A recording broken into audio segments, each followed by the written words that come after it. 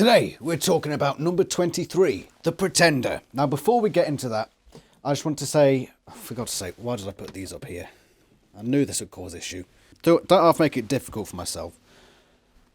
Right, there are a lot of new subscribers. It's been a mega couple of weeks for my channel. I've gained 75 subscribers in a month, less than, which is amazing. Thank you all for coming here. Thank you for tuning into this. If you do enjoy it, please subscribe if you aren't already. Like the video, share it. This is going to be the place to be for Animorphs. Not only looking back at Animorphs in the past, but looking forward. News, ideas, speculation, that sort of stuff. Because this is the series we all know and love. It is Animorphs, and it is our series.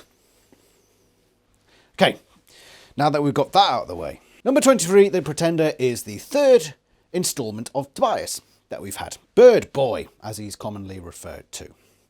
This is a very interesting book on a few levels.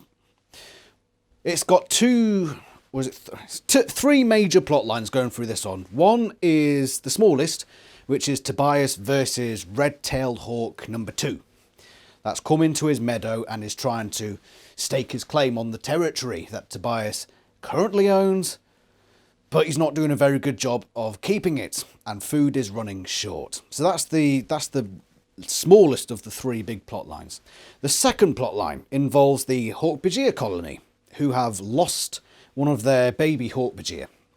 And the third one is Arya, who is supposedly Tobias's long lost cousin. Right, so let's do this. We start off with Tobias in his meadow. He's saying how there's a food shortage and there's this other hawk that's encroached in on his territory.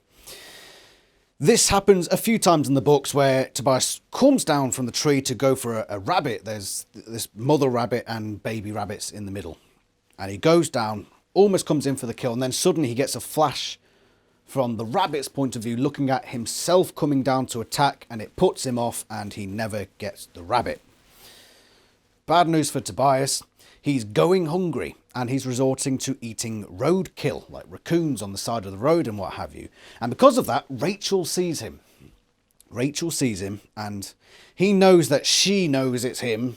I don't know how, but basically he suspects that Rachel knows it's him. He flies off. He doesn't want to tell her. He doesn't want to deal with the sympathy, I suppose. So that's how that one starts off. Tobias goes to see Rachel soon after this. He goes to her house and she says that she overheard Chapman, because she's friends with Melissa, so obviously she's going to overhear Chapman sometimes. And he was talking about Tobias, who he knows has gone missing. It can't have escaped his notice, of course. I mean, he is vice principal, so of course he's going to know these things. And apparently, Tobias's long-lost cousin has come to see him. And there's a lawyer called De Groot. It's said to rhyme like boat, so De Groot. If I get it wrong again, I don't know, fucking shoot me. So De Groot calls Tobias into his office, but Tobias instantly thinks, right, this is a trap, and so do the other Animorphs, to varying degrees. Marco obviously is up there saying this is a complete conspiracy theory, what have you. There's this awesome part where all the Animorphs know that this is probably a trap, so they go in as backup. Tobias goes to this little lawyer's apartment thing, office. He goes in, he has to go in as human morph, of course.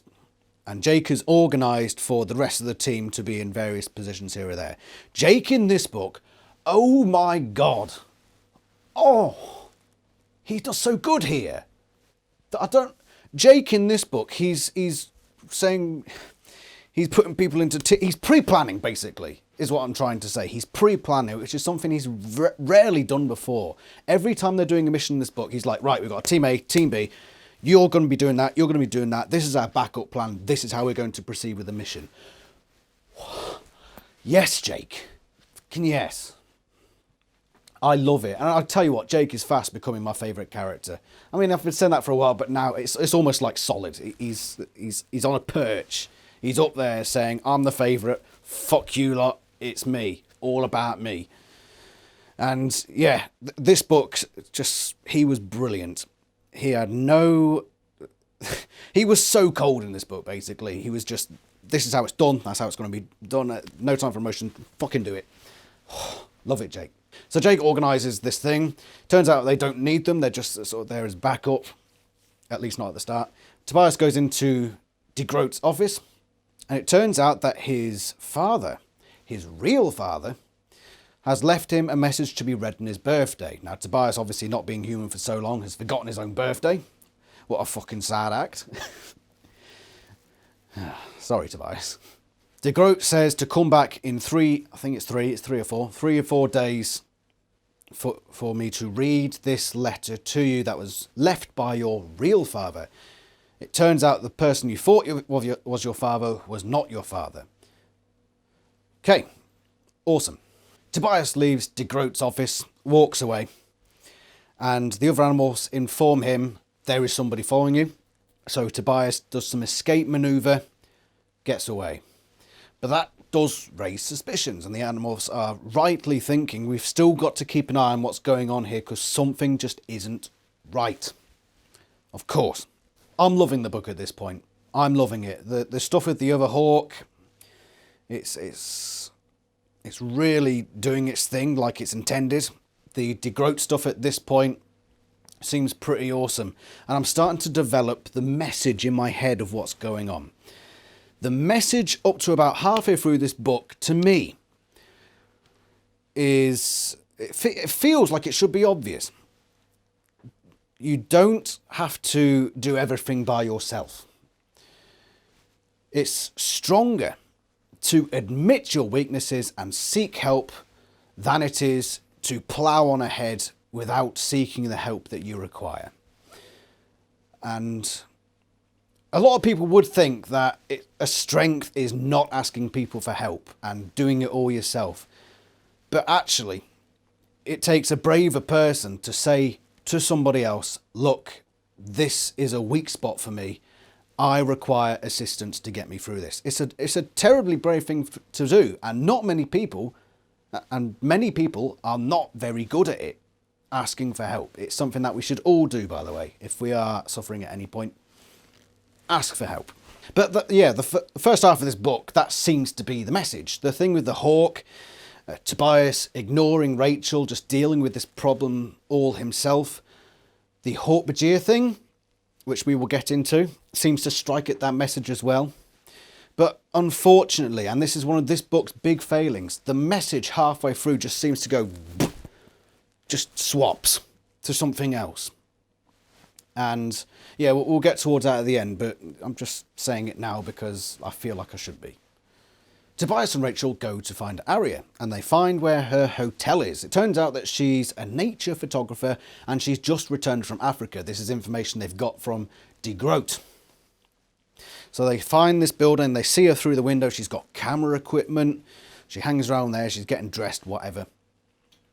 And then she eventually comes out and calls a cab, a taxi cab, and goes along her way. Now this is one of the weak points of the book. And I know this should be expected because it's Rachel. Put it this way. Every time in this series somebody has been alone with Rachel, something fucking stupid has happened. Every time. It's not happened for a while because it's not often anymore that Rachel's left alone with anybody. But every time it happens, they do something fucking stupid that Jake would fucking, I don't know, punch a brick over. Tobias and Rachel decide, right, okay, there's a taxi cab. We don't think we're going to be able to catch up, so we're going to hitch a ride on top of a police car. Whatever happened to all the way back to book fucking 2, back when they didn't have a fucking clue what they were doing? They even then they knew this. As birds of prey, you do not go next to each other. You do not raise suspicion, because bird watchers will be like, oh, Luke! Birds! Oh, wait, I'm a controller. Handle like bandits! And what? They just disregard it. Just fucking, alright, we're just going to sit next to fucking perch next to each other on top of a fucking police car as a bald eagle, and a red-tailed hawk. How fucking stupid are you? And why are you doing this? Is it because it's a dangerous mission and if you don't do this, the fucking chi will explode spontaneously all at the same time? And, I don't know, fucking Christmas is ruined? No. They're just looking at Arya. They're just scouting. Why are you taking such a fucking stupid risk, Tobias? For such an inconsequential mission? Why? Ugh. It's fucking... And they're just assuming as well that this police car is going to follow this taxi cab as well. It's just like... no one ever go alone with Rachel. Then Jake needs to put down an order. No less than 2 people with Rachel at any given time. Else you will do something fucking dunderheaded. Right? That's what happens. There's quite a funny little scene actually. It's completely inconsequential to the story where Tobias jumps off this police car and grabs hold of a helicopter, and Rachel's just like, "Oh, actually, we don't need to do that." And I don't know. It feels like almost it's almost like a slight parody of the Hollywood style fucking helicopter stuff. Animorphs is guilty of that sort of stuff, but it's nice to see them just sort of go into that and then just pull away like that. It was quite a humorous little moment. And this book does have its humour. There are some... the classic Axe line where he tries to tell a joke. What was it again? Tobias says, "What's up, Axe?" And he says something about gravity. And it was fucking hilarious. But you have to read that for yourself because it's not on my notes.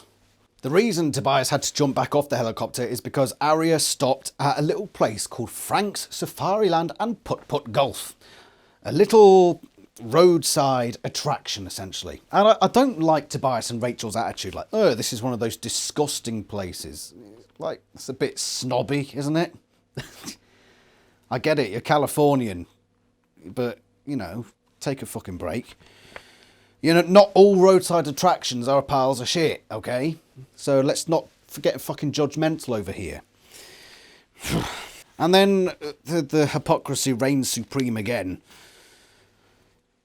"It's one of those crappy roadside zoo things," Rachel reported, etc., etc. "It's just a good thing Cassie isn't here. She hates these places. I mean, she hates these places. She'd have us go in there and free all the animals." Do we not remember, once again, that Cassie's mum works in a zoo? Ah! Everything collapsing. These Animorphs Transformers models aren't the steadiest things ever created, are they? Bloody hell. Especially this Marco one. So they don't know anything about this roadside zoo, but it is a zoo. And most zoos, even if they are roadside, will stick to animal welfare regulations. So Rachel's like, "Oh, Cassie would tear this place up. Okay, why don't she go tear up the fucking gardens then?" No? Oh wait, because her mum works there. I gotcha, yeah. It's you know, she'll hate it as much as anybody, but as soon as her family's involved, you know, it's stum. Shush. And I get your argument. Okay, big zoo probably follows regulations more stridently than your little roadside zoo. But that's just Rachel and Tobias, once again, being snobby little shits. Saying, "Oh, that's this. I turn my nose at your roadside zoo. You probably don't stick to regulations, do you?" "I wager that Cassie will tear you limb from limb." They want to find out what's going on with this Arya. She goes into this little building, and obviously because they think Christmas is going to be ruined if they don't do this, they have to go to investigate. And there's one guy guarding the door. And do you remember in book 21 where they went to the beach and they said, "Right, we don't want to steal anything, we're not thieves." You know, Jake had this whole thing with David in that book where he said, "Right, we do what we have to do, but we are not thieves. We don't do little criminal activities, what have you." You remember how that was a big thing in the David trilogy? Do you remember that? Well, page 69 of book 23. The bald eagle flew slow and low, carrying what looked like a dead rat, but was in fact the man's toupee. The man took off after. I headed for the big plaster pirate ship. Okay, what did you do with the poor man's toupee? Well, let's just say one of those alligators has a whole new look. Right, so let me get this straight, Rachel. This poor sod, who's probably very self-conscious about his hair. And remember, you're Rachel, you know, if you had fucking scruffy hair, you'd throw a fucking fit, wouldn't you, okay? So let's show some fucking reason here. This poor bloke, just fucking minding his own business. You've already dissed his establishment. Granted, it apparently is justified, but they haven't seen it yet, so they just diss on his establishment, and then they nick his fucking wig. Not only do you nick his wig, but you throw it into a fucking alligator pond. He may get it back. He might not. But that's technically a crime. Okay? So, hypocrisy, thy name is Animorphs. So Tobias and Rachel go inside. And what do they see? Let's backtrack. Woo! Back near to the start of the book. We've covered that big part of the story. It also turns out that Tobias wants to go see the Hawk Bajir because he's feeling a bit down recently. Probably because of the whole Hawk thing. The other Hawk thing. And it seems that Tobias has decided that whenever he's depressed now, he goes off to see the Hawk Bajir because they cheer him up. But it turns out they never fucking do. Because there's always some fucking problem going on. And there's a funny little bit, actually, where Tobias arrives and all the Hawk Bajir are looking up at him and, you know, waving fucking telly to us. Apparently. I will say as well, like, about 20 times in this book, Tobias has a jab at their intelligence. And there must be a reason. I mean, yeah, you could mention it offhandedly a couple of times and you don't think anything of it, but it's mentioned so many times in this book that I think it's trying to put a message across of some sort. What that message is, I haven't a fucking clue, but it was said so many times you just think, yeah, they're trying to hint at something here, or they're trying to put across some form of message, but that didn't come to me. Anyway, we establish in this book that Toby Hammy is a fucking badass. Just a complete and total one. She is awesome, and the best part of this book, for me, hands down, is seeing Toby in action for the first time. We saw her at the end of Hawk Bajir Chronicles, but she didn't do anything. She's just there at the end saying, "How diddly do, Tobias, how are you?" And this time around, she says, "How diddly do, how are you? Right, let's get fucking down to business, right?" Tobias hears about how little Beck, one of the Hawk Bajir children born into captivity, has gone missing. Now, let's think about this. So Beck, I believe it is mentioned that he's born in captivity. If he wasn't, then you'd still assume that he was, okay?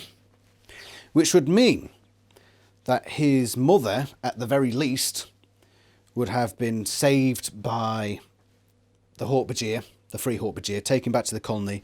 She gave birth to Beck, and he had time to grow to about maybe less than a metre tall, able to wander off on his own. So that's quite a significant time frame. But that the mother of Beck would have had to be saved by the Hawk Bajir colony, who we'd assume had Toby leading them, because honestly, I can't really see Jara and Ket going and starting this whole movement themselves. Mostly because they've just had a fucking kid that they need to look after. What I'm trying to get at is, how quickly did Toby go from being a little babbly baby to being fucking, right, let's get fucking down to business? It seems that's very quick. I mean, you're talking bloody days, aren't you? Now, I have a theory about Toby Hammy that Cassie, since book 13, has been sneaking off to the Hawk Bajir group and has been looking after Jara and Ket, but at the same time giving Toby lessons. And this is a theory that I'll probably cover later on. But the biggest clue for me is back in book 19, where she mentions the Hawk Bajir colony. And colony tends to mean a group. And a group tends to mean more than 2 people. So that is the one clue that I'm going on, but also the fact that Toby has such an advanced dialect and even has a human name. Now, I mean, yeah, I understand that they named her after Tobias, but still Toby is a human name and Cassie was...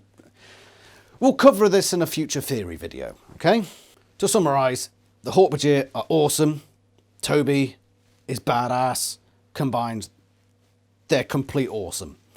And she is... I mean, we just read the Hork-Bajir Chronicles, and she does seem to be that mixture of Aldria and Dak. She's got that ruthless side of Aldria, but also she has the care for her own people that Dak did. I mean, of course, she is Hork-Bajir, so you'd expect that, but I think she is a good chimera of those two characters. I mean, goddamn, some of the lines she gives in this book alone are just... They floor you. Absolutely floor you. It's awesome. And, I mean, I've said it before, she's my favourite character.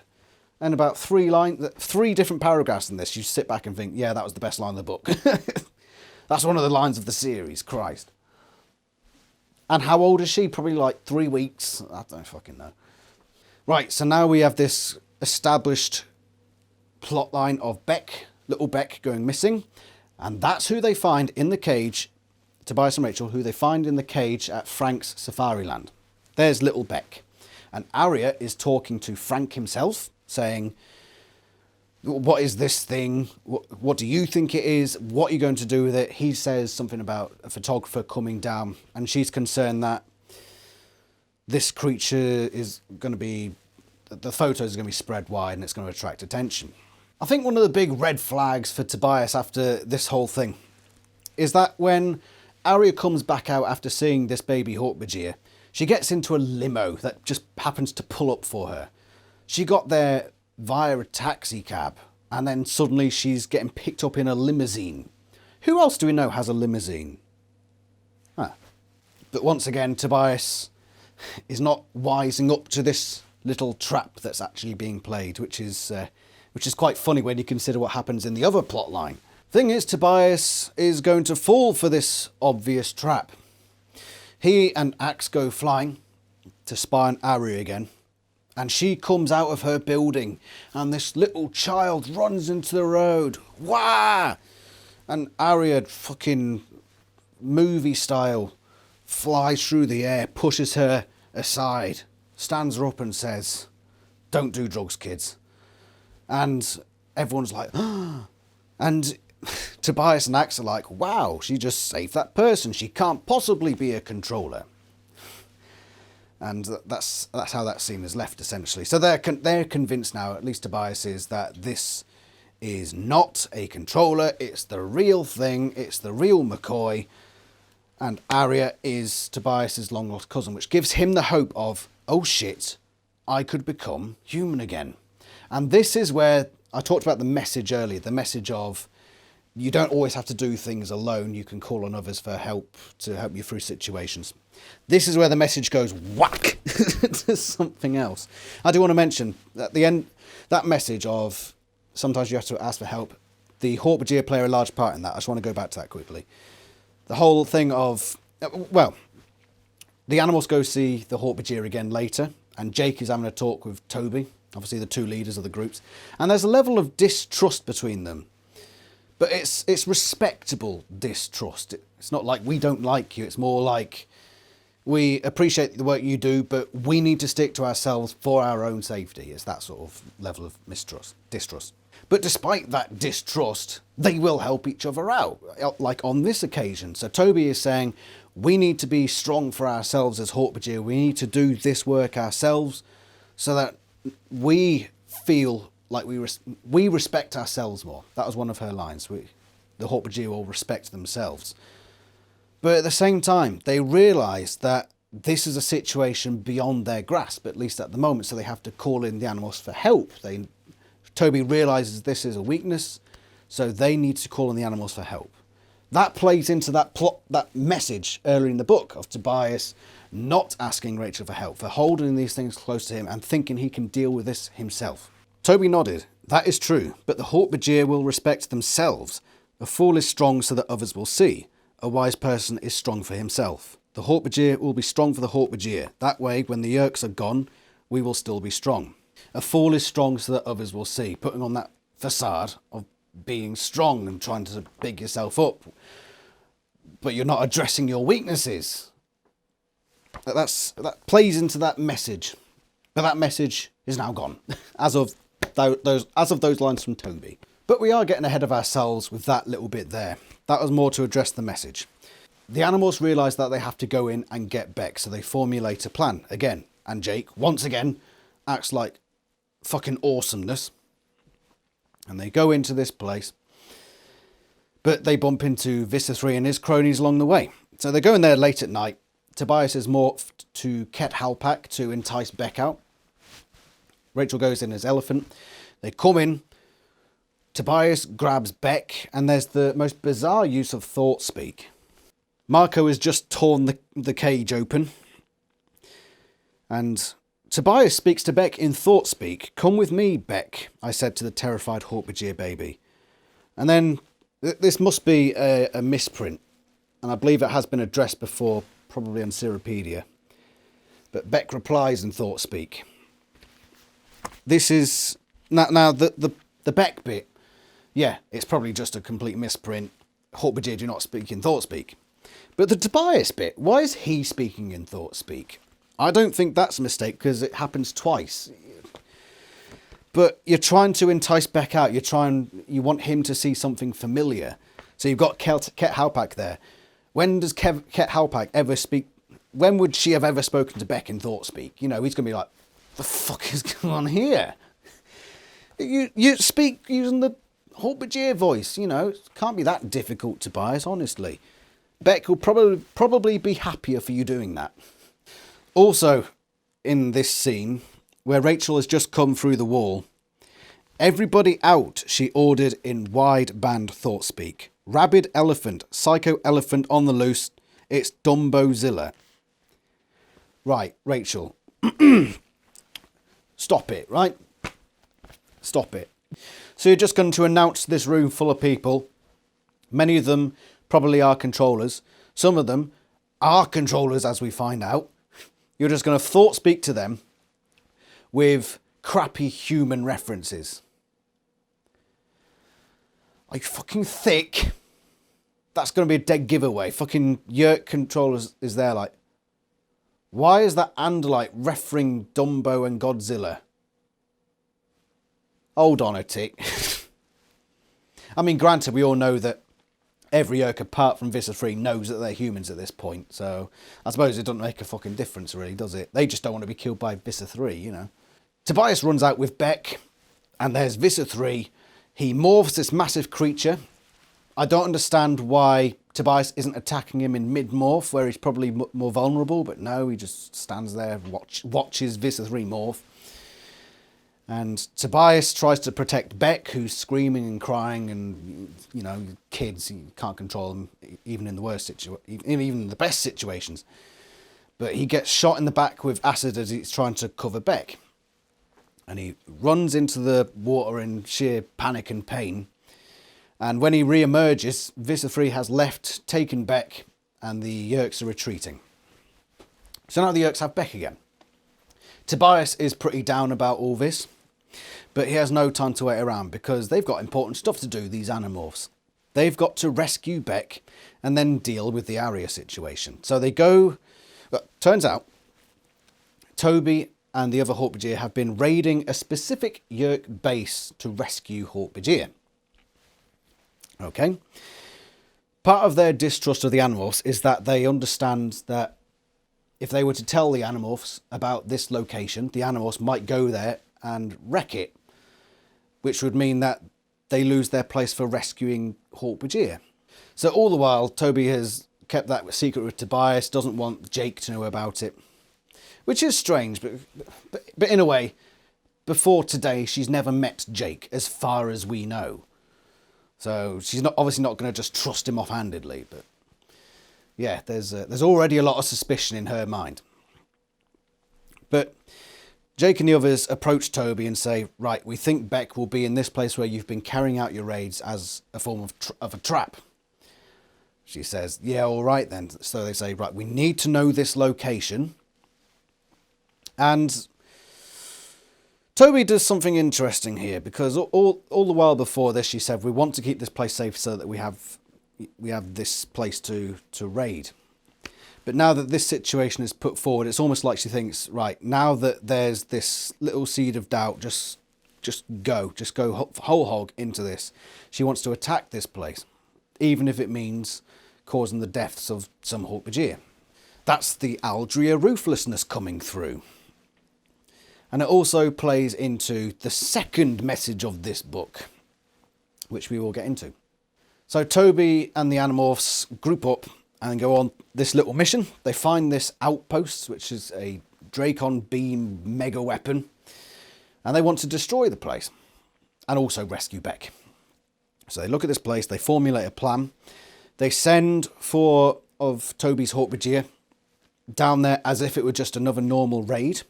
And the Animorphs in bug morphs, various bug morphs, insects and Marco's a spider, they hitchhike on these Hork-Bajir and they go down. And there's a funny little moment where Marco is describing what's happening. So he's saying, right, there's Beck in a cage. It's so clearly a trap, a toddler could figure it out. Oh snap, we're trapped. Again, I think that's playing into the idea of the Hork-Bajir not being very intelligent. But I think this is a parallel. I think Tobias is falling into a trap that should seem obvious to him. And this is one of the things he kicks himself over later, how stupid he was to fall into this trap. The Hork-Bajir have fallen into this really easy trap to spot. Do you know why? Because they saw their goal. They saw what their mission was for. What they thought their mission was for. There's Beck. There's our goal. Go to him. That's when you're at your most vulnerable, where you see the prize in front of you. Happens to Tobias as well. Put it this way, right? I have used, not you, because I like you. I have some twat stood in front of me. And I call him a twat. And I try to slap him. Because I've called him a twat, he's on edge and thinks, this guy is somewhat peeved at my presence. Maybe I should step away and expect some form of attack. But if I were to call him a twat and then offer him a fucking Mars bar, if he's a particularly fat bastard, he might look at that and think, oh, that's my goal. Food. Grab, grab, grab. Fucking wallop. You're at your most vulnerable. That's what happened to the Hork-Bajir. That's what ends up happening to Tobias here as well. The Hork-Bajir are captured, but deliberately so. So it does beg the question of whether they deliberately fell into the trap. Who knows? They're in the cage. And Tobias jumps off to morphs. The Hork-Bajir protect him by gathering around him.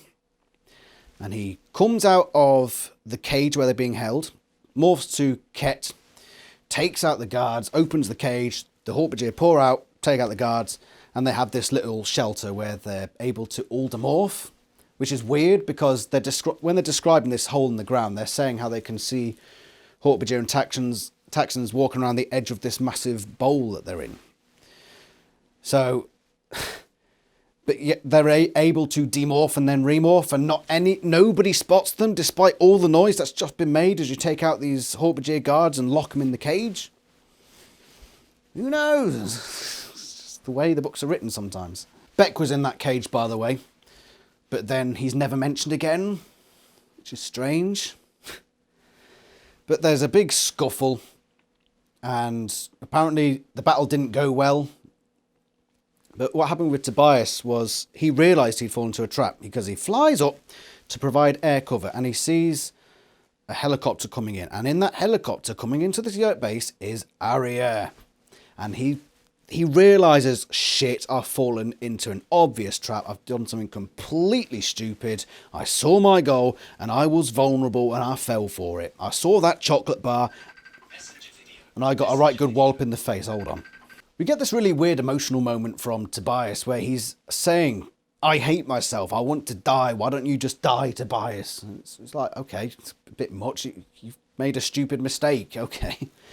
But I think this all plays into one of the big things that's going on with Tobias, and that plays into the Hawk plot line that we've got going on.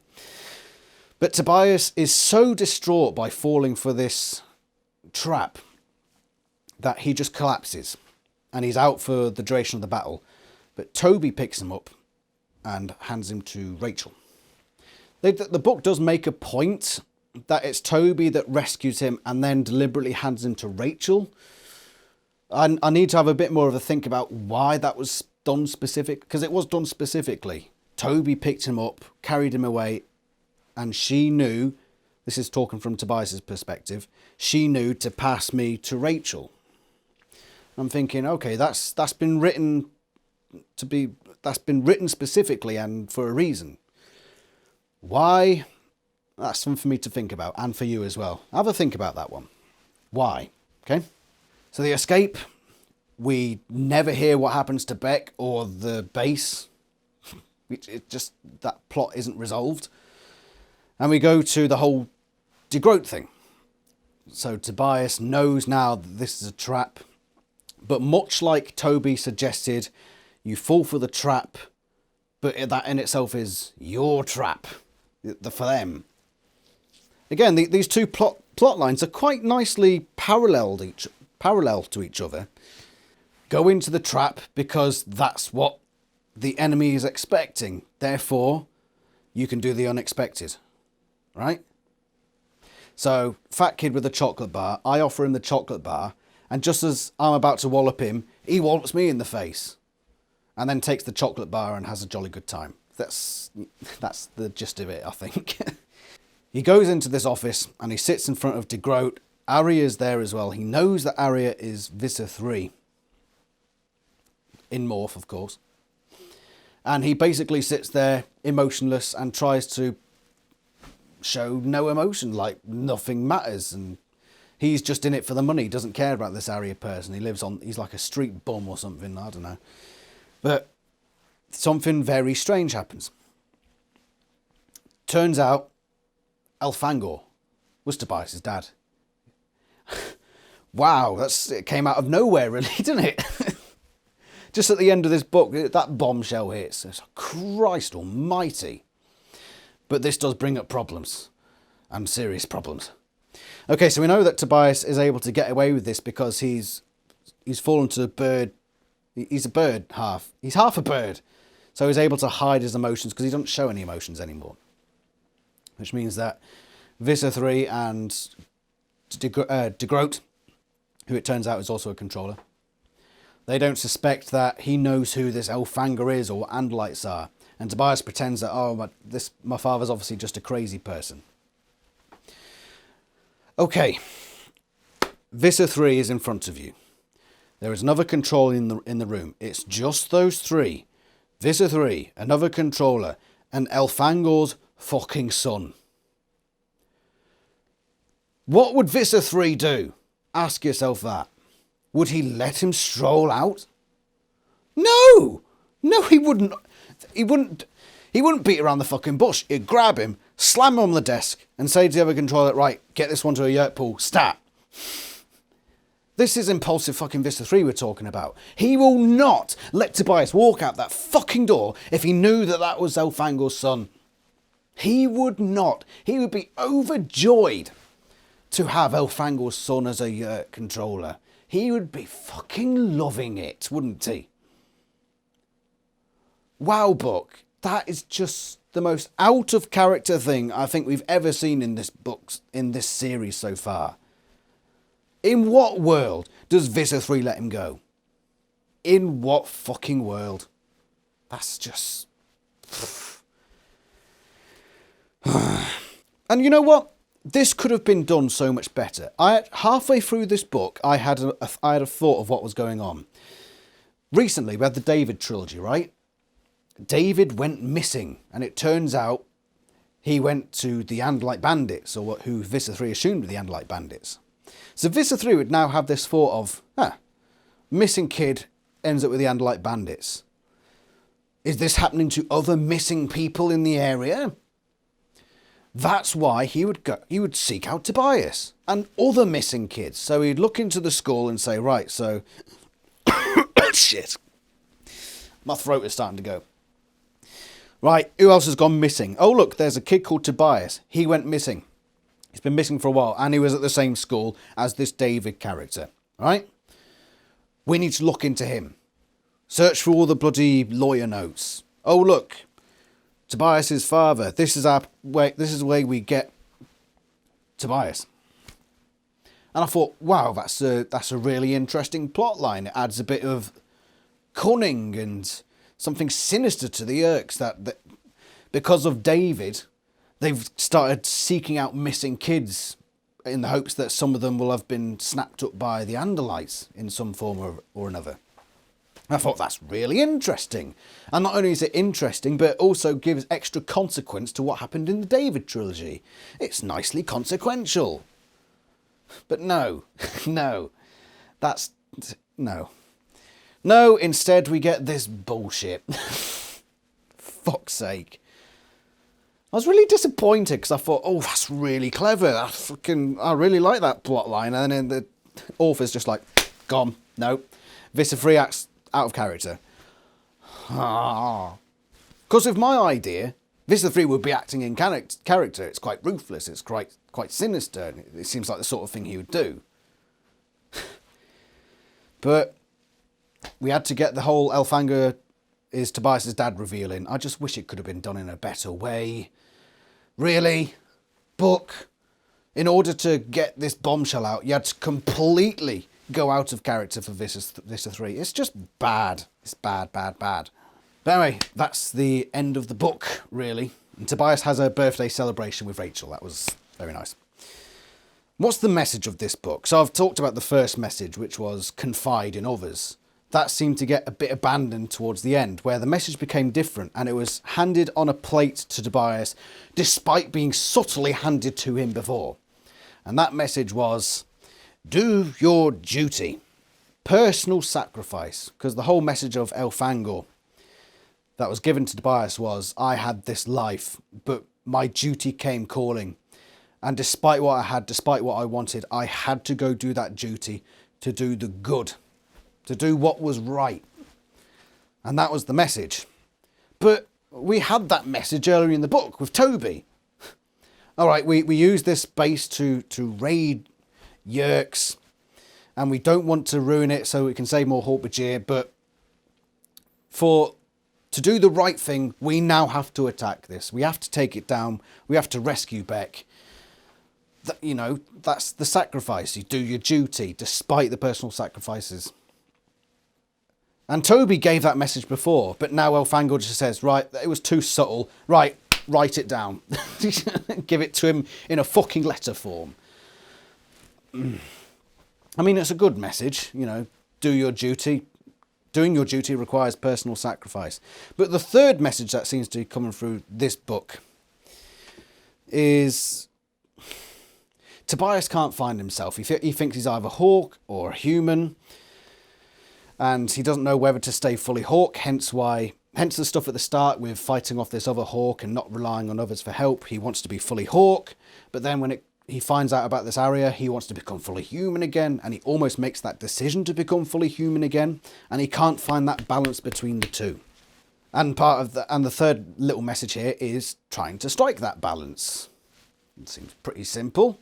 It's a very Cassie plot. It's a very Cassie message, isn't it? And I think Cassie's had similar messages in previous books. I really love nature, but at the same time I have to do this fight.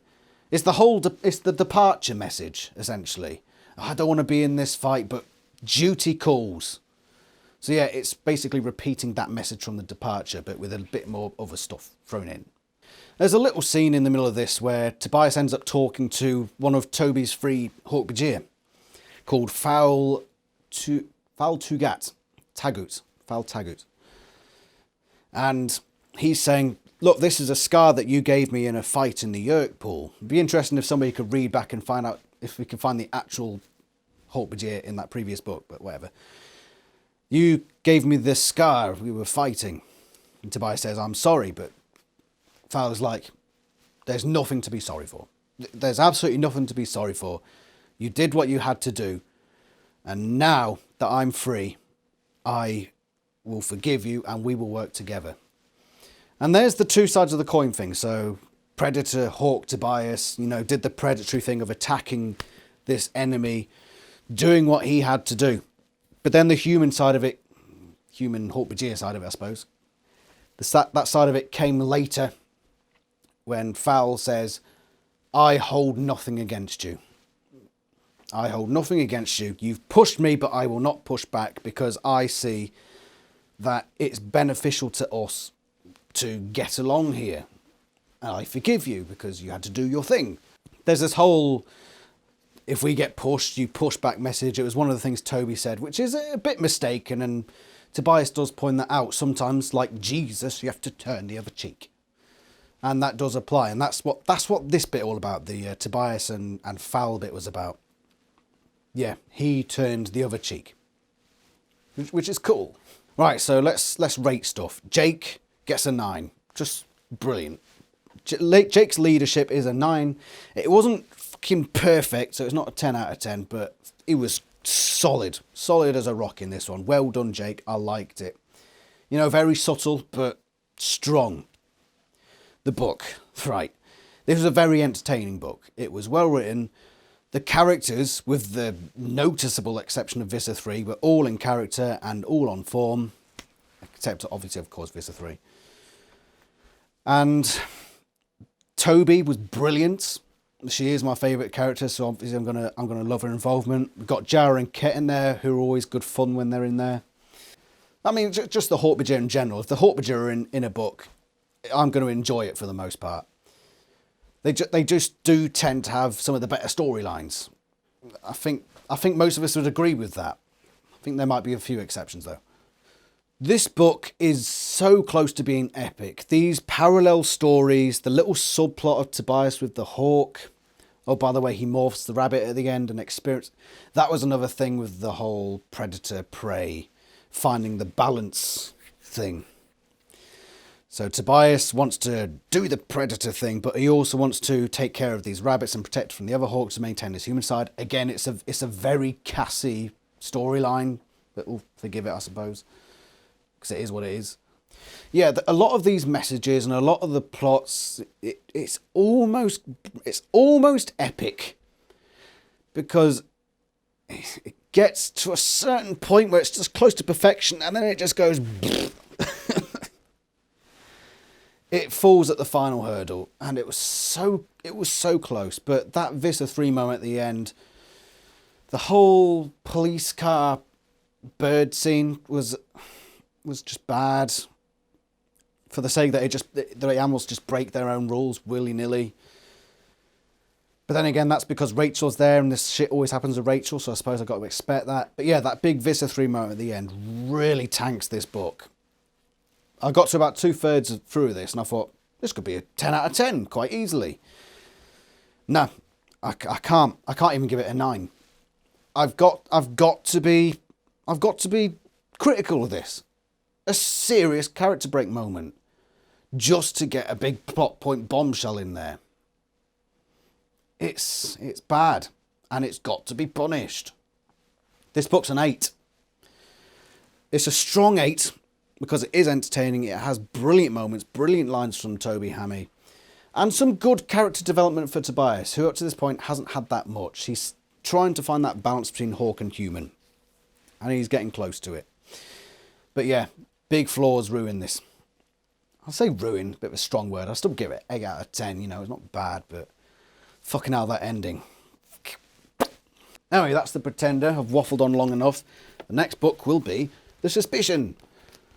And I believe this is the last one before we start getting the ghost written books. So this is a Cassie one, and it introduces the Helmicrons. Now I'm actually, in a strange way, I'm looking forward to reading this one. It's been so long since I read it. I'm intrigued to find out what goes on there. If you like fan fiction, I do Animorphs fan fiction. Tiddly diddly dee. Link is in the description. Remember to join the Animorphs Discord. We've got another quiz coming up soon on the first 5 Animorphs books. Apart from that, thank you very much for watching. I hope you enjoyed it. I'll see you next time. Ta-ra.